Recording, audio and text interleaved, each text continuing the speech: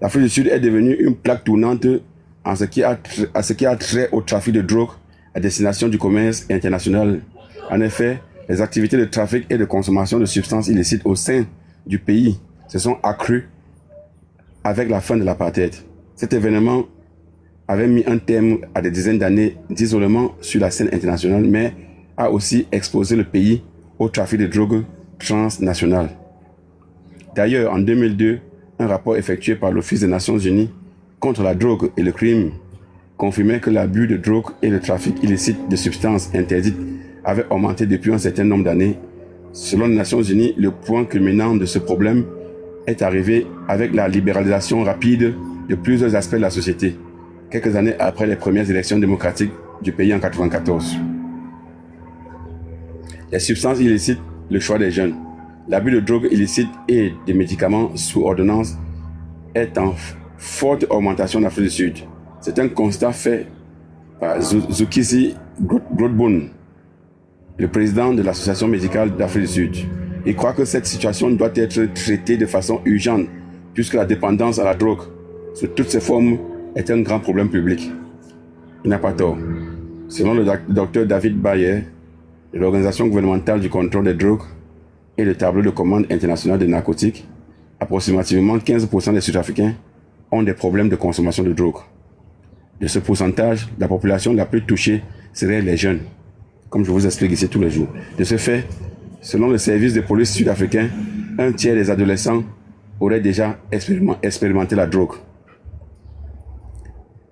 Une autre étude effectuée par la SA, donc National Youth Risk Behavior Survey, démontrait que 15% des adolescents auraient admis avoir utilisé des médicaments sous ordonnance et des drogues illicites. La même étude démontre que 11,5% des adolescents avaient essayé au moins une drogue parmi le mandrax, l'héroïne ou le cristal meth. Ouais. Sauf que ici, on ne va pas entrer dans les détails pour vous dire qui leur livre cette drogue-là. Bon. On va pas dire c'est les Naija. Oui. Bon. Les qui se chargent de faire entrer la drogue dans le pays. Ça, c'est un autre détail. Mais qui sont chargés de livrer, ça, c'est connu par tout le monde. Ce sont en majorité les Nigériens et une minorité de Camerounais vivant. Les Colombiens sont aussi sur le truc, non, Colo? Tu dis quoi? La Colombie est entrée dans le marché là-bas en Afrique du Sud fort. Depuis quand ça? Mais d'après ce que j'ai entendu, j'ai vu dans un documentaire, on a parlé de la Colombie. Je ne suis pas au courant. Il y a un chef de gang, une fois dans le documentaire, on parlait d'un chef de gang qui avait en fait, il avait essayé de duper les gars, de duper ses associés, et les gars sont venus jusqu'en Afrique du Sud l'éliminer à la manière des narcos colombiens. J'avais lu un documentaire dessus que, en fait, ils étaient en train de s'installer dans le pays là-bas. Je sais que la personne qu'on avait éliminée de cette façon dans l'Afrique du Sud, c'était mon patron. Donc, je suis peut-être en train de toucher quelque chose. Tu dis quoi? J'ai dit que peut-être je touche quelque chose que toi-même tu connais de beaucoup plus près que moi-même. Parce que je suis vraiment suivi ce documentaire-là. J'ai suivi un documentaire d'un narcos sud-africain qui a été éliminé à la manière des narcos colombiens. Mais comme je dis, la façon dont s'il y a quelqu'un qu'on avait éliminé de cette façon, c'était mon patron. Moi, je n'ai pas connaissance que c'est les Colombiens qui avaient fait le travail. Ce que je sais, c'est que il avait été trahi par des proches. Bien, c'est un autre dossier.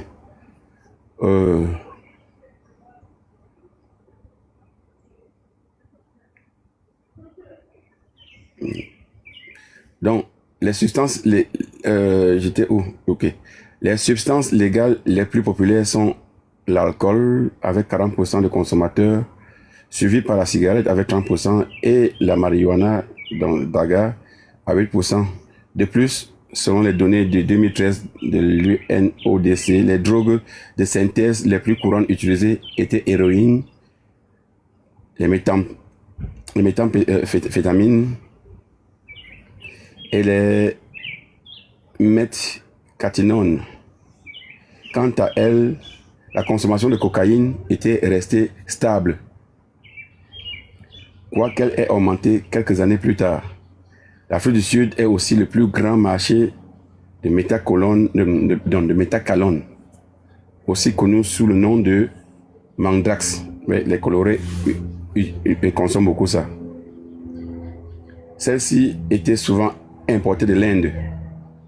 Mais dernièrement, les trafiquants du pays ont commencé à fabriquer les drogues de synthèse. D'ailleurs, plusieurs centres de traitement pour les patients atteints de dépendance ont rapporté que la consommation d'héroïne était de plus en plus préoccupante, ce à quoi s'ajoutait une consommation multiple de drogue.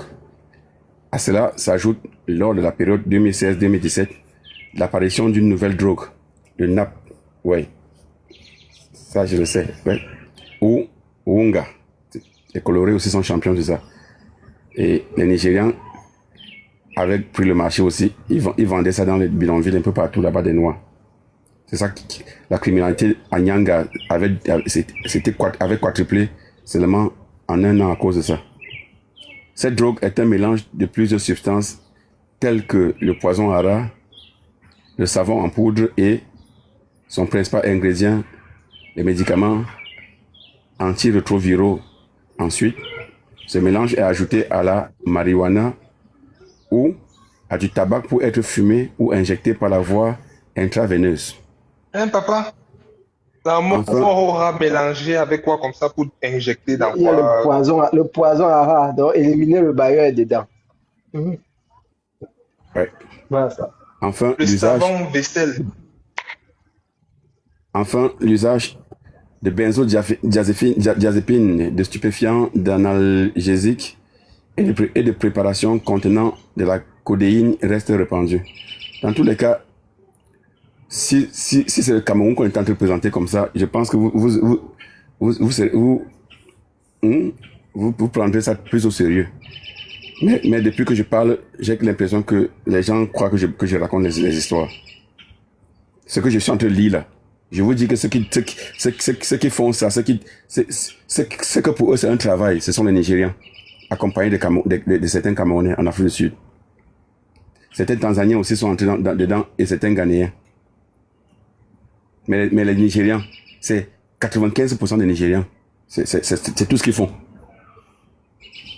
Donc, comme tu comprends que ça touche, on a donné un pourcentage à combien de pourcents de la jeunesse là. C'est ça. Comme je vous expliquais, ils trouvent toujours des endroits à la sortie des lycées, des collèges et tout ça.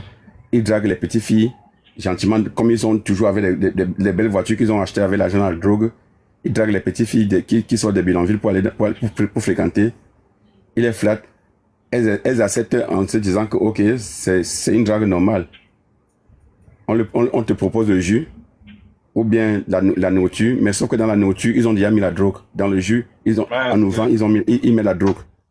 Ils commencent à les droguer avant, sans qu'ils ne se rendent compte. Exactement. Donc, ils ont gâté la jeunesse sud-africaine comme ça. Détruite. Tout s'explique. Les mamans pleurent tous les jours comme il n'est pas permis. Mais ça ne dérange personne. Si tu leur parles, tu deviens leur ennemi. Ils trouvent le moyen de t'abattre. On parle de xénophobie. Ah.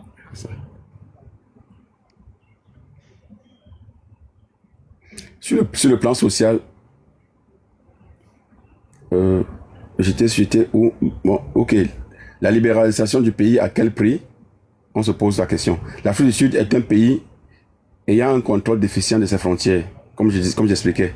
Surtout à cause des vastes forêts qui recouvrent son territoire. Cette situation facilite le passage de trafiquants qui peuvent traverser sans crainte les frontières poreuses pour faire leur commerce illégal. De plus, le succès du commerce de la drogue est aussi une conséquence directe de la corruption gouvernementale. Celle-ci entraînerait un système propice au trafic ainsi qu'une augmentation des inégalités qui crée à leur tour la hausse du taux de criminalité. Sur le plan social, les conséquences de la libéralisation rapide des marchés et du système politique ont entraîné une modernisation rapide, un haut taux de chômage ainsi que le déclin social de certaines valeurs culturelles et familiales de la société sud-africaine. Comme résultat, l'utilisation de la drogue a bondi dans certains endroits de rencontres tels que les bars et les clubs. Ouais.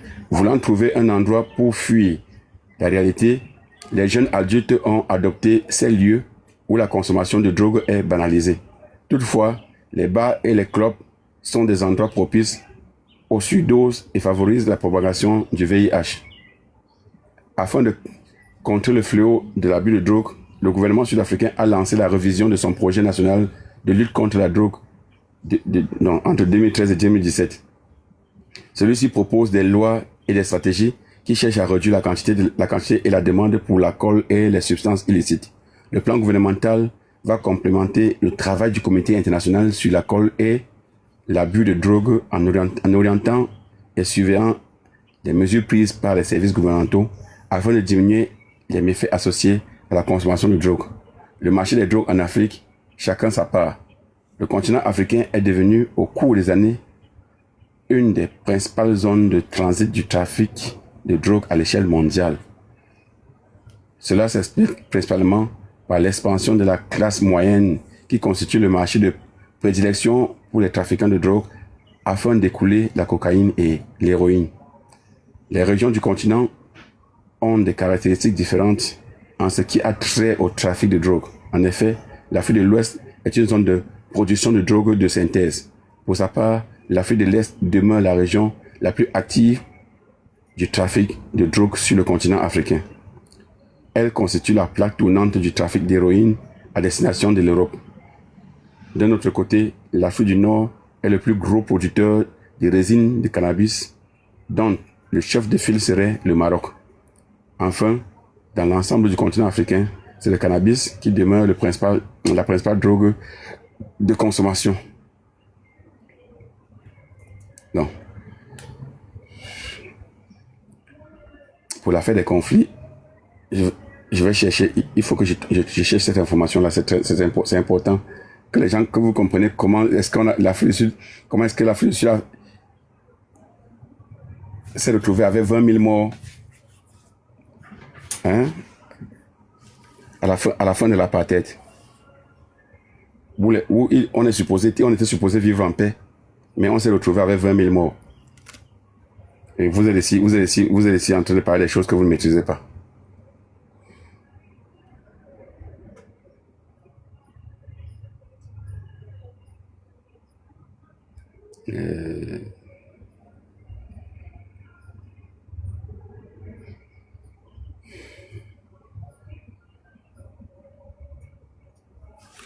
Ok.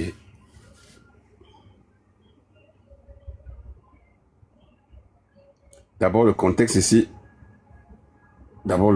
nous dit que, contrairement aux prédictions qui annonçaient un conflit racial généralisé, la transition démocratique sud-africaine en 1994 a été globalement pacifique. Le pays n'a pas basculé dans une guerre civile officielle, mais a plutôt connu une phase d'affrontement politique de faible intensité et de violence ethnique. C'est 20 000 morts, ils appellent ça faible intensité. Le contexte des violences de 90 à 94. Avant et juste après les premières élections multiraciales d'avril 1994, qui ont porté Nelson Mandela au pouvoir, l'Afrique du Sud a été le théâtre de violences ayant fait plus de 20 000 morts entre le milieu des années 80 et le milieu des années 90. Rivalité politique, donc des affrontements meurtriers ont opposé les militants de l'ANC, écoutez très bien, et ceux de l'Inkatha Freedom Party, qui est un mouvement nationaliste zoulou. Comprenez? Donc, on a déjà là l'ANC qui était dirigé par un Kosa, Nelson Mandela, et l'IFP qui était dirigé par un Zoulou. On a réussi à les mettre en conflit. Et il y a eu des milliers de morts. Voilà. Donc aujourd'hui, les Zoulous continuent à faire leur sale boulot. En tout cas, pas tous les Zoulous, une minorité. Et on présente tous les Sud-Africains comme étant des xénophobes, de ceci, de cela, et jusqu'à ce que vous avez des gens qui passent pour être des panafricanistes, qui se contentent de relayer ça. C'est juste que, je sais pas, l'Afrique, on dirait que l'Afrique est maudite. Donc, tension extrémiste, des milieux suprémacistes blanches, écoutez très bien, des milices suprémacistes blanches, cherchant à saboter le processus électoral multiracial. Donc, parce que quand j'ai l'habitude de dire, vous pensez que je fabrique des histoires, peut-être pour vous plaire, ou peut-être pour passer pour quelqu'un qui connaît trop. On vous dit ici que des milices suprémacistes blanches, comme j'expliquais tout à l'heure, cherchant à saboter le processus électoral multiracial, ont commis plusieurs attentats et assassinats politiques, comme celui de Chris Hani en 1993. Pour éviter que le pays ne sombre dans un conflit civil ou une guerre de vengeance, le nouveau gouvernement a mis en place des mécanismes pour apaiser les tensions. Il y a eu une commission vérité et réconciliation qui a été créée par Nelson Mandela. Elle a permis aux victimes de témoigner et aux auteurs de crimes politiques d'obtenir une amnistie en échange d'une confession complète. Donc, il y a eu des accords constitutionnels qui ont garanti la représentation des minorités et préservé les intérêts économiques de la communauté blanche afin d'éviter un exode massif et un effondrement de l'État. Bien que la guerre civile ait été évitée, je ne sais pas comment ils peuvent vous dire que ça a été évité, alors que les Zoulous se sont battus avec les autres. On parle de milliers de morts. La période post-apartheid reste confrontée à des défis sociaux et économiques majeurs. Le pays fait face à des inégalités structurelles, une criminalité élevée et des tensions sociales, mais celles-ci s'expriment davantage sous forme de criminalité urbaine, de manifestations socio-économiques et de chômage que par une guerre civile ouverte.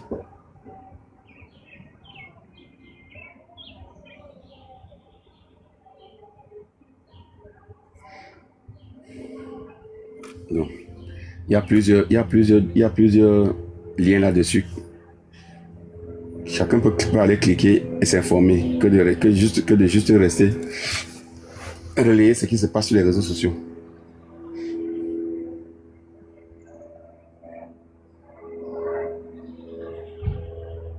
Donc, la session conflit, revue de géopolitique.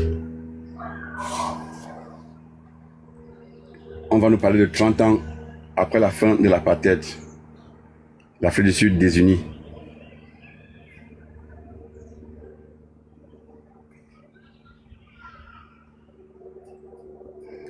Et comme je vous disais tout à l'heure, pour vous dire que je n'invente rien, voici un article qui nous parle du Cap occidental, une province politiquement à part. Cherchons à comprendre pourquoi est-ce qu'on parle du Cap occidental comme une province politiquement à part. Le Cap occidental occupe une position singulière dans l'architecture historique et politique sud-africaine. C'est ici, au cours du XVIIe siècle, que les premiers colons néerlandais ont débarqué pour fonder la colonie du Cap, bientôt suivis par des contingents de Français et Allemands, et vont bientôt former le jalon identitaire de la nation afrikaners, donc ce qu'on appelle les afrikaners, les boers, donc les colons blancs sud-africains. C'est encore depuis la ville-mère, donc Cape Town c'est la ville-mère, on appelle Cape Town Mada City, dans la ville-mère. C'est là-bas que j'ai vécu pendant 13 ans.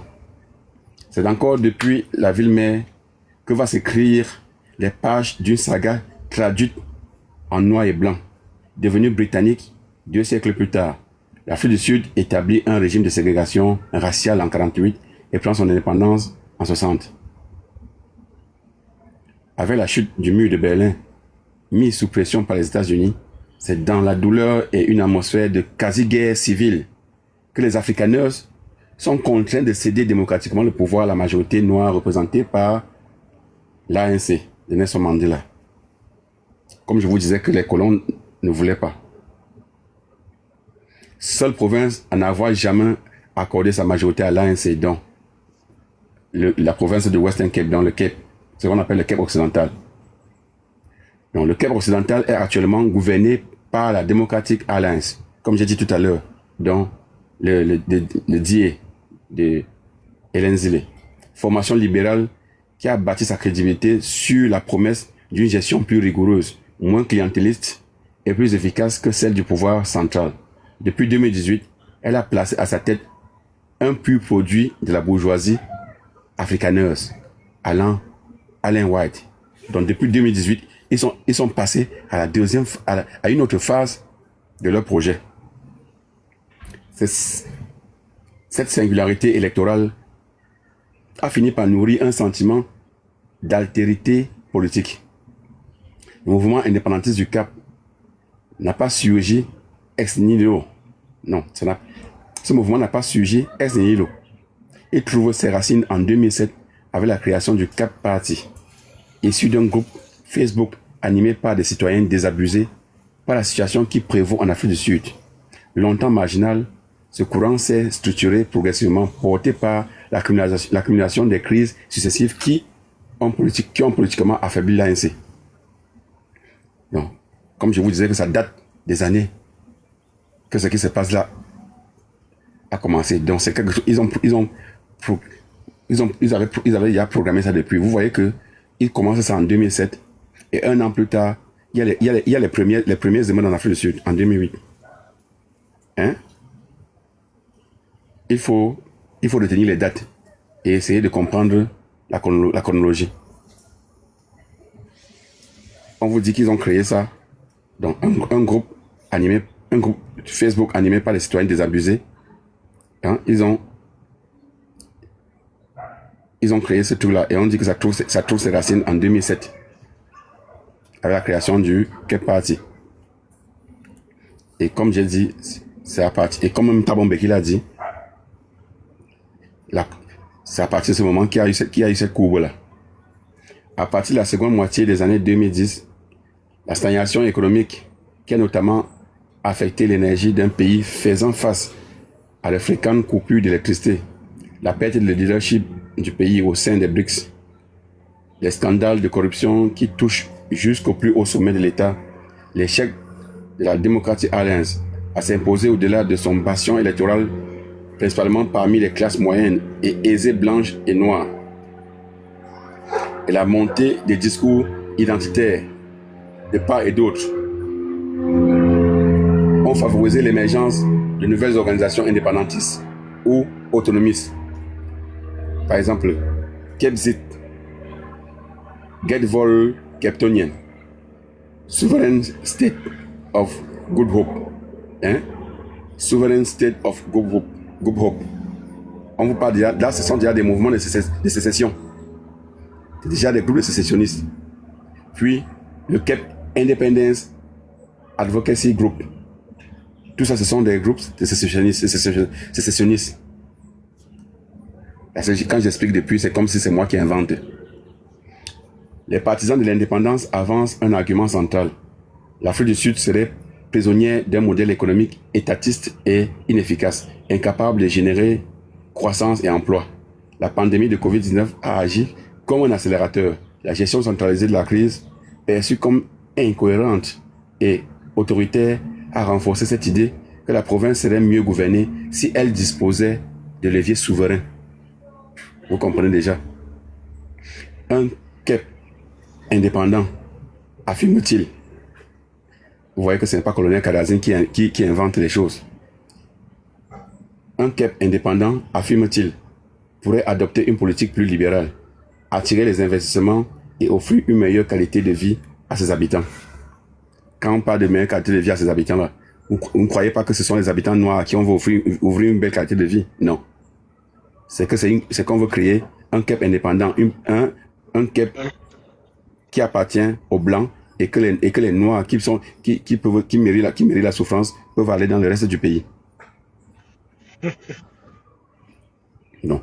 Il souligne également que le Cap occidental est l'une des rares provinces à afficher des indicateurs de gouvernance relativement stables, même si cette image est nuancée par une criminalité endémique dans certaines zones urbaines. Les défenseurs de l'indépendance citent volontiers les émeutes de juillet 2021 dans les provinces du KwaZulu et du Gauteng comme preuve de l'effondrement de l'État. Vous voyez? Est-ce que tu comprends maintenant ce que je vous explique tous les jours? Donc, ils créent ce qu'ils créent là et ils citent ça comme preuve de l'effondrement de l'État. Donc, ça va faire que leur projet du Cap indépendant va être soutenu. Donc, on crée des situations où on détruit le reste de l'Afrique du Sud. On dit que les Noirs ne savent pas gouverner, qu'ils ont failli, et on divise le pays en deux, et on crée un État indépendant pour les Blancs. C'est ça que je vous explique depuis 2 semaines, et vous êtes dans l'émotion. Donc,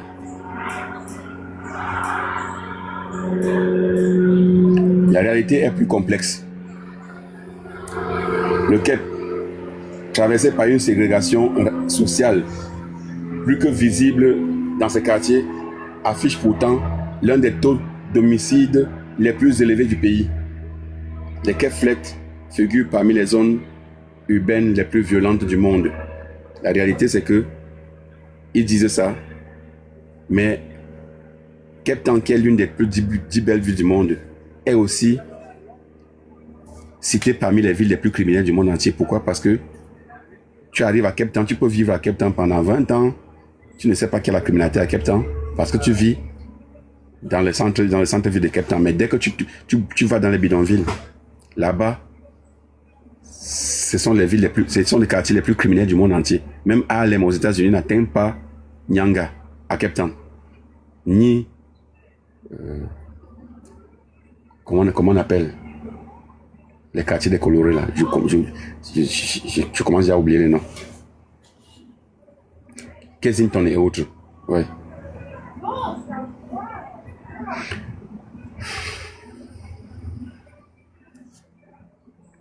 Malgré tout, les indépendantistes opposent à ce chaos l'image d'un Cap plus sûr, où ils font bon vivre dans le Wineland, dont la majorité des terres restent cultivées par les Afrikaners, au grand désespoir de l'IFF, qui presse le gouvernement de mettre en place une réforme de redistribution des terres. Vous comprenez ça? Il y a l'économique Freedom Fata de Julius Malema qui presse le gouvernement de faire une réforme agraire pour que les Noirs aient aussi des terres à cultiver. Mais comme tout Cape Town est occupé par les Afrikaners, là, c'est eux qui ont tous les terres, qui ont confisqué tous les terres. Là où ils pouvaient, à Cape Town, on produit tout. Là, quand on parle du vin sud-africain, par exemple, c'est à Cape Town.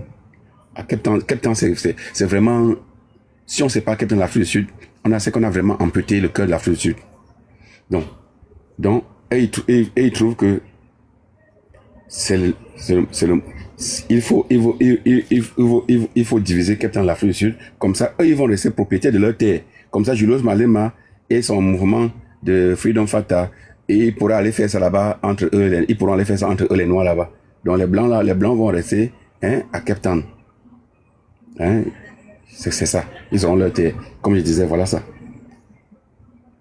En 2023, le Cape Referendum Alliance a même lancé un ultimatum au Premier ministre Alan Wend du Democratic Alliance, exigeant l'organisation d'un référendum sur l'indépendance de la province. Et le concerné a refusé net. Donc, est-ce que c'est le colonel Karazin qui est en train de dire ça? Non. Sauf que je sais déjà que c'est comme ça. Parce que ce que je suis en train de lire là, c'est un lien que je viens de trouver sur Internet, que je n'avais pas lu avant. Mais je sais que c'est comme ça parce que j'ai déjà étudié la question sud-africaine. Je ne me prononce pas sur les sujets juste pour le plaisir de me prononcer. Et chaque chose que je dis, quand j'entre dans la lecture me donne raison. C'est ça là. Une nation toujours enfermée dans la question raciale. Enfin, pour les partisans de l'indépendance, le Black Economic Empowerment, dont le BEE, n'est plus un outil de justice, mais un facteur de division. Mis en place dès 1994, il cristallise les tensions. Conçu pour corriger les injustices structurelles de l'apartheid, il est de plus en plus contesté pour ses effets pervers, apparition d'une classe paupérisée de la communauté africaneuse, discrimination positive au sein des entreprises. Au cœur du débat se trouve également une réalité dérangeante. L'Afrique du Sud demeure profondément racialisée. Un sondage réalisé en août 2023 par le CIAG révèle d'ailleurs une fracture idéologique inquiétante qui met tout le concept de nation arc-en-ciel en échec. Seuls 31% des Sud-Africains noirs interrogés adhèrent à l'idée que le pays appartient à tous ses habitants, quelle que soit leur race, contre 80% des métis et 88% des blancs. Ok, Samba. Ces chiffres, au-delà de leur portée statistique, traduisent une rupture de confiance dans le projet national post-apartheid. Dans le Cape occidental... Mais ça traduit aussi une certaine hypocrisie d'une frange de la population. Ouais. Parce que quand 88% des Blancs disent que tu appartiens à tout le monde, observant très bien l'environnement, ça dénote d'une supercherie qui est bien orchestrée. Exactement. Ouais, tu n'as pas tort. Donc, dans le Cape occidental, des leaders métis, dont ce qu'on appelle les colorés, dénoncent une marginalisation paradoxale. Les quotas nationaux fondés sur une démographie qui ne reflète pas celle de la province pénalisent une population pourtant historiquement défavorisée. Lors des dernières élections générales de 2024, l'ANC a été la victime de ce climat de défiance. Elle a perdu sa majorité parlementaire historique, obligée de composer et former avec le DA, ou la DA, donc Democratic Alliance, et le Freedom Front, parti d'extrême droite afrikaneur, favorable à la création d'un État bourg indépendant d'un gouvernement d'union nationale. Tu vois jusqu'à quel niveau ils ont déjà poussé le bouchon. Donc ils sont en train de réussir leur coup. Et l'Afrique tout entière est passée dans la phase où nous allons les aider à finaliser ça.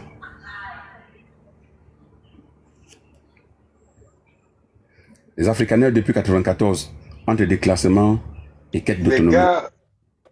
Les gars sont en train de vraiment pousser le pain, comme tu dis. Et bientôt, ils vont entrer en jeu pour pouvoir utiliser le prétexte des Zoulous pour aussi appuyer de leur côté en utilisant des bons outils de soft power. Parce qu'eux, ils sont vraiment dans le soft power quand tu regardes. Mm-hmm. Non, oui, ils manipulent ceux qui sont manipulables pour qu'ils fassent la guerre à leur place. Donc, ils créent des conflits qui les rapportent. Tu vois. Mm-hmm. Comme ça va les donner le prétexte pour dire que le pays est en faillite et que eux, ils méritent leur indépendance. Mm-hmm. Ils méritent des revendications à eux aussi. Non, ils méritent leur indépendance. Ils sont même plus dans les histoires que blablabla. Ce sont des sécessionnistes, ce sont des indépendantistes. Donc, on aura en Afrique un pays complètement blanc, quoi, un pays 100% blanc. C'est ça que les Africains sont en train d'encourager avec les Nathalie Yam qui prétendent être des grands panafricains. Hein? Parce que quand on dit AES, ça veut dire qu'on est panafricaniste. C'est ça qu'elles sont en train d'encourager. En Afrique, il y aura un pays 100% blanc que les Africains auront eux-mêmes encouragé. Parce qu'on les a dit parce qu'on les a présenté un Afrique du Sud xénophobe.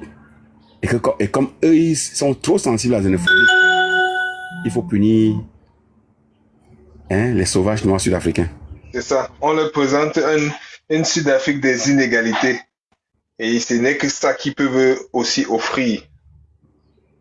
Ensuite, au lieu de travailler sur le vivre ensemble vraiment, mais comme d'habitude, on pleure. On est seulement là pour pleurer et revendiquer bêtement. C'est que le vicieux là. Pour une partie des Afrikaners, la fin de l'apartheid a signifié une perte brutale de repères politiques, culturels et économiques, sans pouvoir institutionnel, soumis à des politiques de transformation et confrontés à l'insécurité rurale. Certains ont développé un sentiment de déclassement. C'est dans ce contexte qu'Oriana s'est imposée comme un symbole. Cette petite ville privée du Cap Nord, fondée sur l'autonomie économique, l'usage exclusif des Afrikaans et l'autogestion communautaire, affiche des résultats tangibles. Donc, ils avaient déjà réussi à créer une petite ville toute blanche. Maintenant, ils veulent tout un pays. Donc, ils ne veulent plus seulement une petite ville blanche. Ils veulent un État blanc. Donc, diviser le Cap, diviser la province du Cap, qui est aussi grand que le Congo Brazzaville. Donc, ils ont déjà même fait une phase pilote, comme on dit. Ils ont fait une phase pilote. Oui, non, oui, ils ont déjà expérimenté quelque part et démontré au monde. C'est pour ça que les Elon Musk, les Donald Trump, et tous les lobbies israéliens et tout ça, y compris anglais, sont en train de tout faire pour que leur projet arrive, pour que leur projet fonctionne. On a envoyé des agents du MA6 en Afrique du Sud s'installer comme des commerçants ou comme des, je sais pas, donc les gens sont sous couverture. Les agents du Mossad sont remplis là-bas. Les agents de la CIA, tous.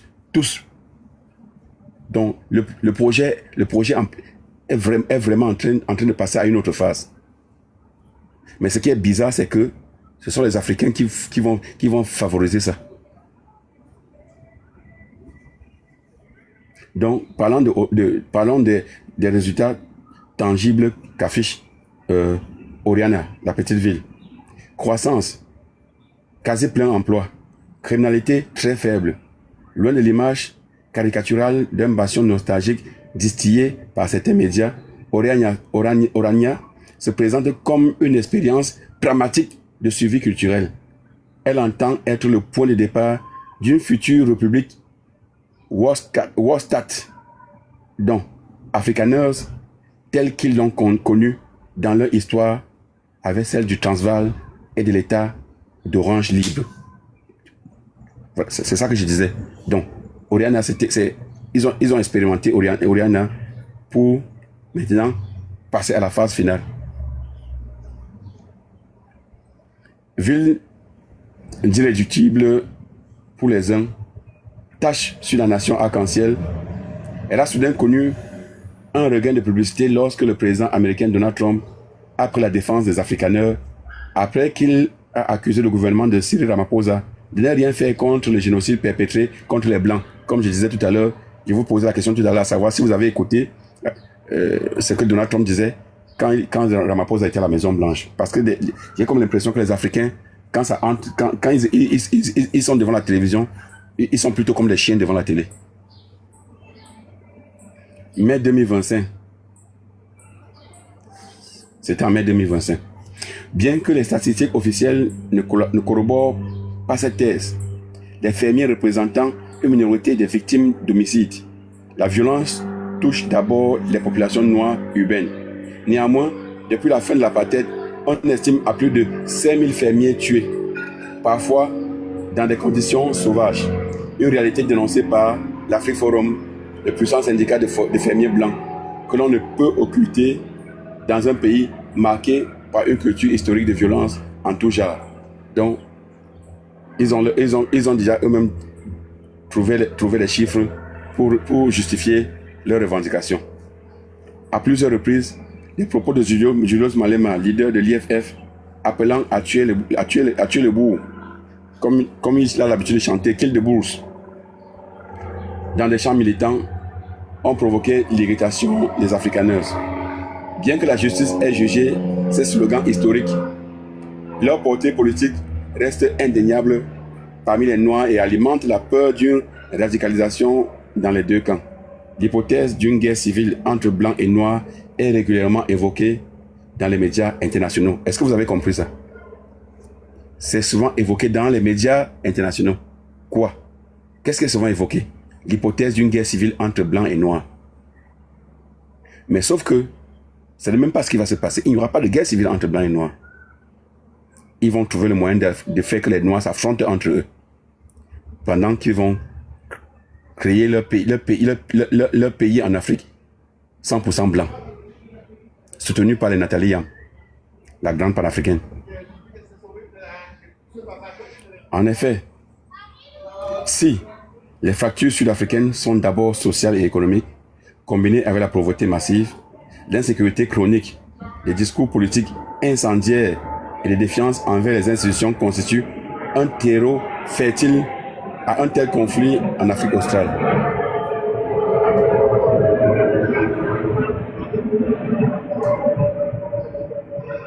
Maintenant, parlons d'un déni constitutionnel pour les indépendantistes qui pourrait mener à l'inéluctable.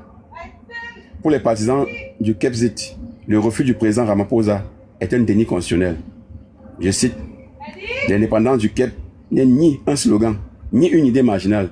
C'est une réponse constitutionnelle et démocratique à un gouvernement national qui a constamment failli à son devoir le plus fondamental. Donc, ils sont même pas, si vous pensez que c'est du blablabla, vous vous trompez. Servir et protéger ses citoyens se justifie-t-il, rappelant que l'article 235 de la Constitution reconnaît le droit à l'autodétermination des communautés partageant un patrimoine culturel et linguistique commun, mais uniquement, je cite, dans le cadre de la République. Voilà pourquoi Donald Trump portait la lutte des afrikaners devant les médias, face à face avec Ramaphosa, en lui présentant des fausses vidéos pour faire croire qu'en Afrique du Sud, on persécute les Blancs. C'est ça. Parce qu'il faut qu'ils aient des choses il faut qu'ils aient des justificatifs, comme ils ont fait en Irak, avec la poudre qu'ils avaient mis dans un flacon. Donc, une ouverture juridique limitée qui ne saurait toutefois justifier une sécession sans l'accord de l'État central.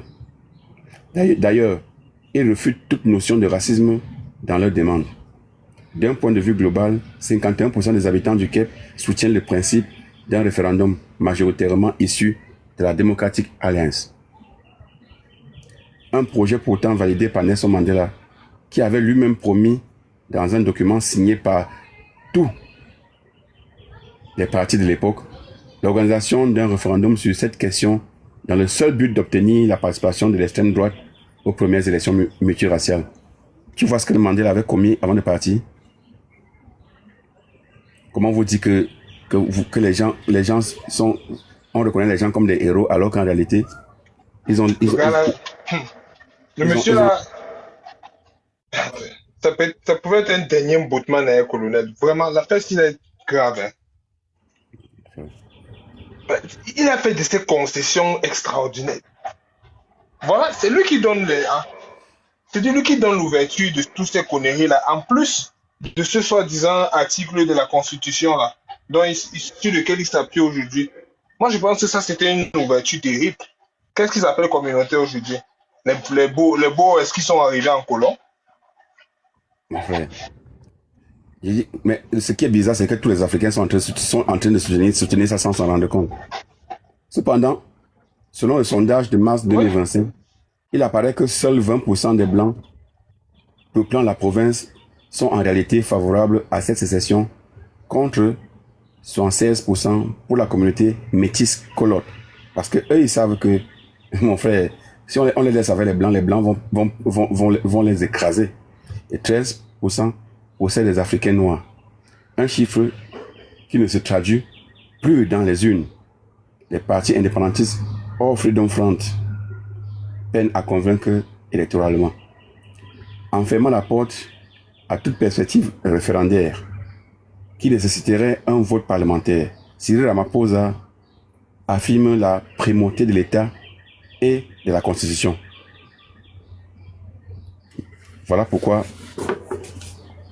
on finance les mouvements de xénophobie en Afrique du Sud maintenant et on envoie tous les médias occidentaux pour aller couvrir l'événement.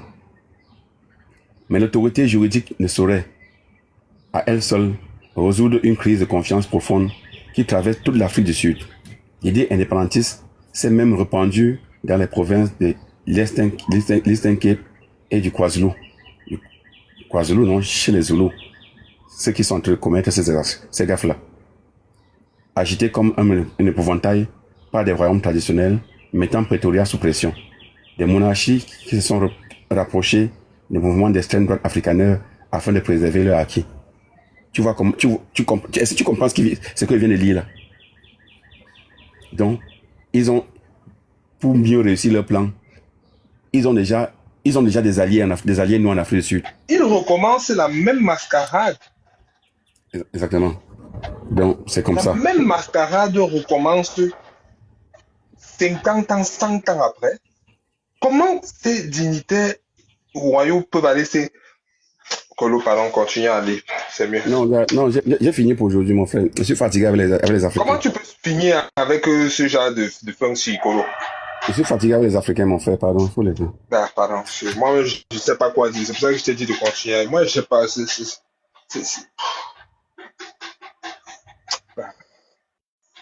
Choses les Africains sont tout blanches là.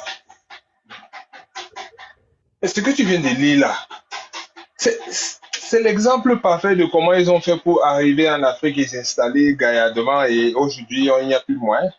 C'est parce que justement, les royaumes ou les royautés se sentant menacés par les nouvelles institutions qui se créaient du fait que les êtres humains sont des personnes qui évoluent avec le temps. Ils ne restent pas scotchés ou bien ils ne restent pas cantonnés sur une façon de réfléchir. Voilà les mêmes chefs qui ont vendu à l'époque ou bien c'est des incursions, ou bien c'est des colonisations, ou bien on ne connaît même plus de quelle époque c'est. Voilà ça qui continue même seulement. C'est la même époque qui continue.